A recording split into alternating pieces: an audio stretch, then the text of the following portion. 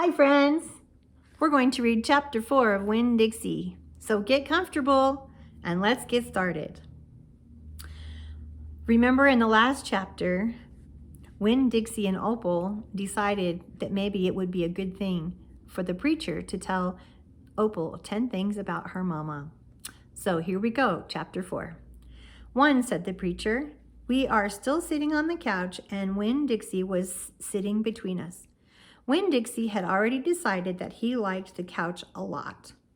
1, said the preacher again. Winn-Dixie looked at him kind of hard. Your mama was funny. She could make just about anybody laugh. 2, he said. She had red hair and freckles. Just like me, I said. Just like you, the preacher nodded. 3, she liked to plant things. She had a talent for it. She could stick a tire in a ground and grow a car. Winn-Dixie started chewing on his paw, and I tapped him on the head to make him stop. 4, said the preacher. She could run fast. If you were racing her, you couldn't ever let her get a head start because she would beat you for sure. I'm that way too, I said. Back home in Watley, I raced Liam Fullerton and beat him, and he said it wasn't fair because boys and girls shouldn't race each other to begin with. I told him he was just a sore loser. The preacher nodded. He was quiet for a minute. I'm ready for number 5, I told him. 5, he said. She couldn't cook. She burned everything, including water. She had a hard time opening a can of beans. She couldn't make head nor tail of a piece of meat. 6, the preacher rubbed his nose and looked at the ceiling. Winn-Dixie looked up too. Number 6 is that your mama loved a story. She would sit and listen to stories all day long. She loved to be told a story. She especially liked funny ones, stories that made her laugh. The preacher nodded his head like he was agreeing with himself. Well, what's number 7? I asked. Let's see, he said.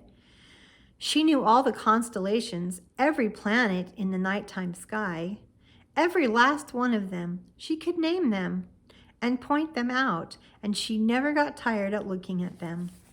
Number 8, said the preacher with his eyes closed, was that she hated being a preacher's wife.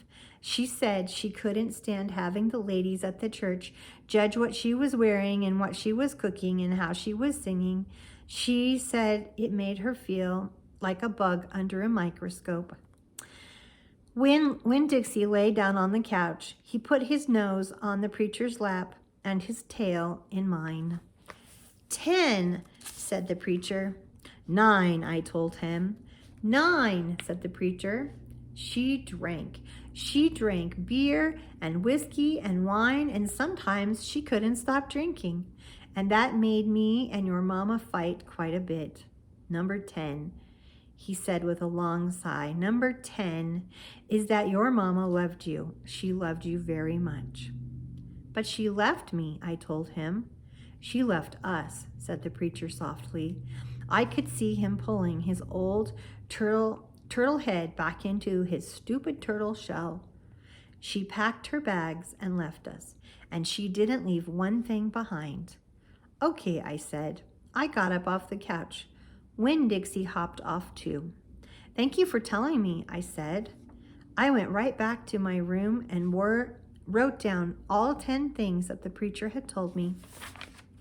I wrote them down just the way he said them to me so that I couldn't forget them. And then I read them out loud to Winn-Dixie until I had them memorized. I wanted to know those 10 things inside and out. That way, if my mama ever came back, I would recognize her and I would be able to grab her and hold on to her tight and not let her get away from me again. And that is the end of chapter 4. See you next time.